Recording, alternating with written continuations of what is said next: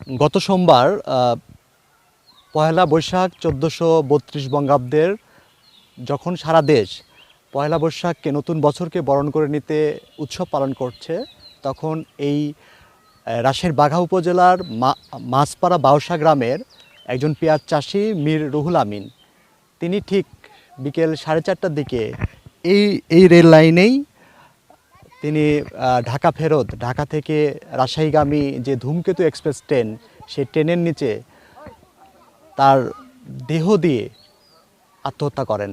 এবং সেটা আসলে কিন্তু একটা ভিডিওতে এখানকার যারা স্থানীয় কয়েকজন মানুষ সেটা ভিডিওতে ধারণ করেন এবং তারপরে এটা কিন্তু ফেসবুকে ছড়িয়ে পড়ে এবং সারা দেশে এটা একটা ব্যাপক আলোড়ন তৈরি করে যে ট্রেনে ঝাঁপ দিচ্ছে এবং তার দেহ দুভাগ হয়ে গেল। তারপরে এটার ভিডিও সারা দেশেই ব্যাপক একটা তোলপাড় তৈরি করে এবং এটা আসলে যেহেতু উপজেলার বাউসা গ্রামে ঘটেছিল ঘটনাটি, মাছপাড়া বাউসা গ্রামের বাসিন্দা তিনি, এবং সেখানে কিন্তু ফেসবুকে এই ক্যাপশনগুলো দেওয়া হচ্ছিল যে তার দুই ছেলের দুই বউ স্ত্রীরা তাকে মারধর করে আসলে বাড়ি থেকে বের করে দেওয়ার কারণেই তিনি আসলে আত্মহত্যা করেছিলেন, এরকম একটা ক্যাপশন দিয়ে ফেসবুকে সেটা ছড়িয়ে পড়ছিল। এবং তার স্ত্রী, যিনি আত্মহত্যা করেছেন তার স্ত্রী 8 মাস আগে মারা গেছে, এরকম তথ্য দিয়ে কিন্তু ফেসবুকে লেখা হচ্ছিল, কিন্তু আসলে সেটা সম্পূর্ণ মিথ্যা অপপ্রচার ছিল। আসলে সেটার সাথে কোনো এই ঘটনার কোনো সত্যতা ছিল না। আমরা যেটুকু জেনেছি যে তিনি একজন পেঁয়াজ চাষি ছিলেন, তার 1 বিঘা জমিতে পেঁয়াজ চাষ করেছিলেন ঋণ নিয়ে। 3টা স্থানীয় যে এনজিও ছিল, 3টা স্থানীয় এনজিও থেকে তিনি ঋণ করেছিলেন। আবার অনেক মানুষজনের কাছ থেকেও তার ছোট ছোট ঋণ ছিল এবং প্রতি সপ্তাহে তাকে 4,500 টাকার মতো এই ঋণের কিস্তি দিতে হতো। ফলে এরকম একটা মানসিক তার চাপ ছিল, সে কারণে তিনি আত্মহত্যা করে থাকতে পারেন বলে পরিবারের লোকজন মনে করছেন। কিন্তু তিনি মানুষ হিসেবে খুবই ভালো ছিলেন এবং এলাকার মানুষরা তার খুবই প্রশংসা করছেন এবং তিনি মিতভাষী ছিলেন, কারোর সাথে কখনোই ঝগড়া বিবাদ ফ্যাসাদে এগুলো যুক্ত হননি তিনি। এবং যেহেতু তার পরিবারের দুজন মাত্র পরিবারের 2 ছেলে মেয়ে ছিল, 1 ছেলে এবং 1 মেয়ে। মেয়ের 20 থেকে 22 বছর আগে বিয়ে হয়েছিল এবং ছেলে ঢাকাতে একটা কোম্পানিতে চাকরি করত, একটা ছোট কোম্পানিতে চাকরি করত, তারও স্ত্রী সন্তান ছিল। তো ফলে যেহেতু আসলে আমরা আজকে যেহেতু তার পরিবারের সদস্যদের সাথে কথা বললাম, তারা যেটুকু বললেন যে আসলে প্রধানত তিনি এই যে পেঁয়াজ চাষ করে যে টাকাটা পেতেন, গত বছর যেমন অনেক পেঁয়াজের দাম পেয়েছিলেন, লাভ হয়েছিল, পেঁয়াজ ভালো উৎপাদন হয়েছিল, সেগুলো বিক্রি করেই তিনি প্রধানত তার সংসার চালাতেন এবং মাঝে মাঝে টাকা পয়সার প্রয়োজন হলে তার ছেলে এবং মেয়ে তারা তাকে তখন হাত খরচের টাকা পয়সা দিত। কিন্তু এবার যেহেতু তার প্রায় লাখখানেক টাকার মতো ঋণ হয়েছিল এবং পেঁয়াজ চাষ করেছিলেন তিনি এই ঋণগুলো নিয়ে, এবং কিন্তু পেঁয়াজটা আসলে তার ভালো হয়নি, খুবই ছোট ছোট। আজকে আমরা সেই উৎপাদিত পেঁয়াজও দেখেছি, সেই পেঁয়াজগুলো ছিল খুবই ছোট ছোট এবং উৎপাদনটা 1 বিঘা জমিতে অন্যদের যেখানে 70 মনের মতো হয়, তার আসলে 15-20 মনের মতো পেঁয়াজ উৎপাদন হয়েছে। ফলে একটা টেনশন কিন্তু তার ভিতরে ভয়ানকভাবে কাজ করেছিল এবং তিনি শারীরিকভাবেও অসুস্থ ছিলেন, যে তার কোমরে এবং হাঁটুতে সমস্যা ছিল। তো সেই দিন আসলে যেদিন তিনি আত্মহত্যা করেন সেদিন সকালের দিকে বাড়ি থেকে বের হয়েছেন তার স্ত্রী মরিয়ম বিবি। তিনি আমাদেরকে জানিয়েছেন যে তিনি সকালবেলা রুটিতে গুড় দিয়ে রুটি খেয়ে তিনি বাসা থেকে বের হয়েছেন। তিনি প্রধানত মিষ্টি দিয়ে সবসময় রুটি খেতেন, কখনো সবজি দিয়ে রুটি খান না। কিন্তু সেদিন সকালে তিনি যেহেতু মিষ্টি ছিল না, গুড় দিয়ে রুটি খেয়ে তিনি বাসা থেকে বের হয়েছেন এবং ডিজাইন, এলিগেন্স, বিউটি, সেরা পণ্য সবার জন্য জেভিকো।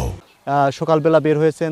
সেই দিন তার ছেলের যেহেতু পরের দিনই পেঁয়াজ জমি থেকে তোলার কথা ছিল, তার ছেলের বউয়ের সাথে কথা বলেছেন, তার মেয়ের সাথে কথা বলেছেন, তাদেরকে ডেকেছেন যে বাড়িতে আসার জন্য, যে পেঁয়াজ তোলার ক্ষেত্রে বা সেগুলো সংরক্ষণের বিষয়ে সহযোগিতার জন্য।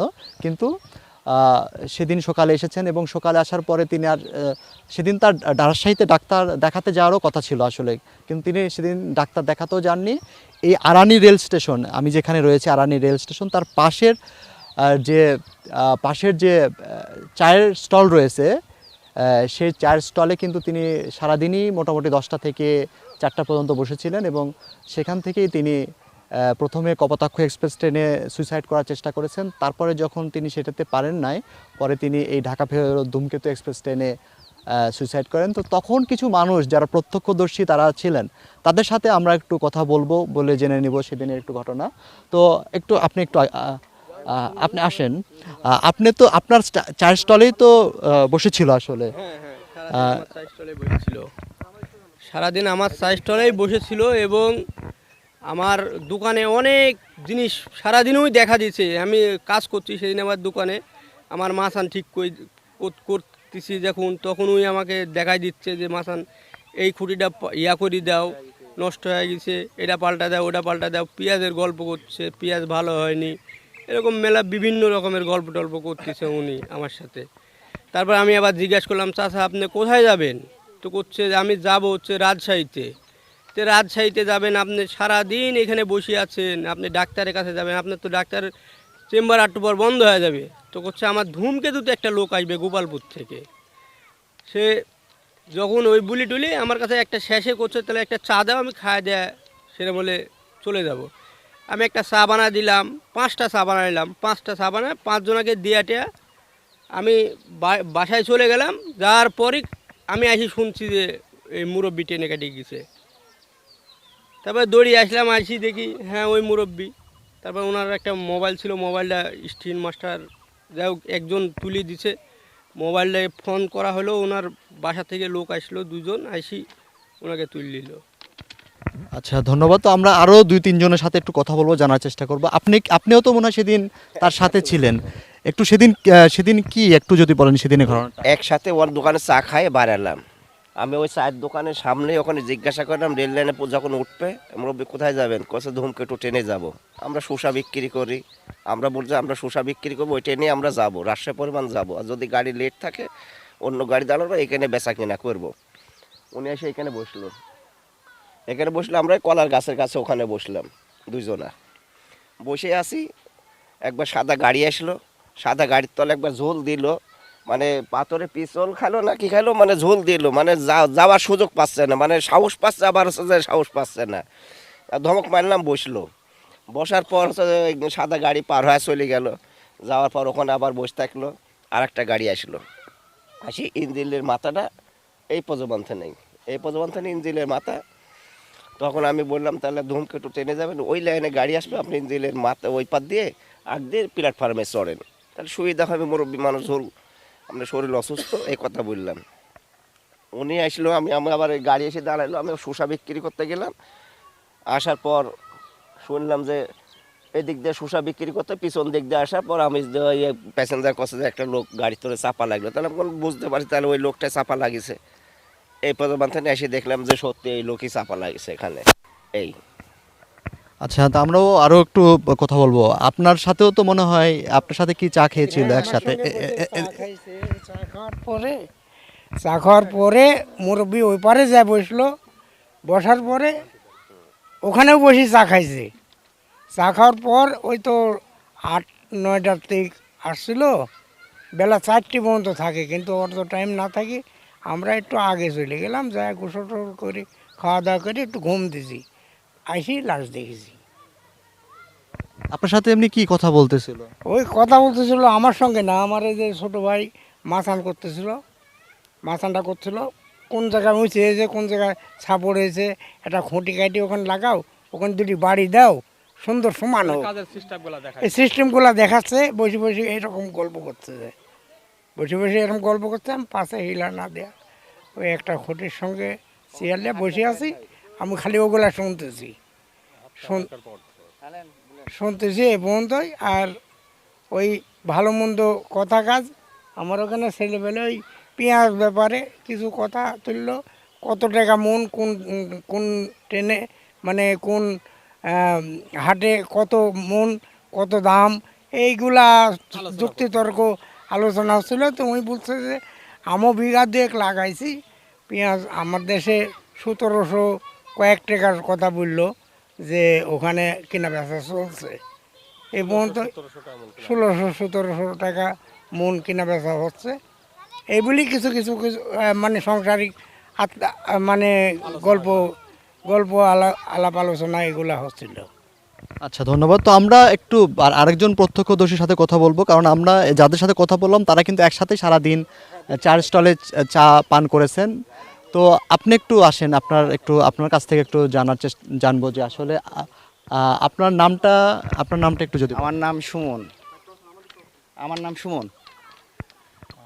আপনি হলো আপনি আসলে সেদিন কি দেখেছেন, আপনি কোথায় ছিলেন? আমি ওই যে চা স্টল আছে না, ওই চা স্টলের ওখানে দাঁড়া আছি।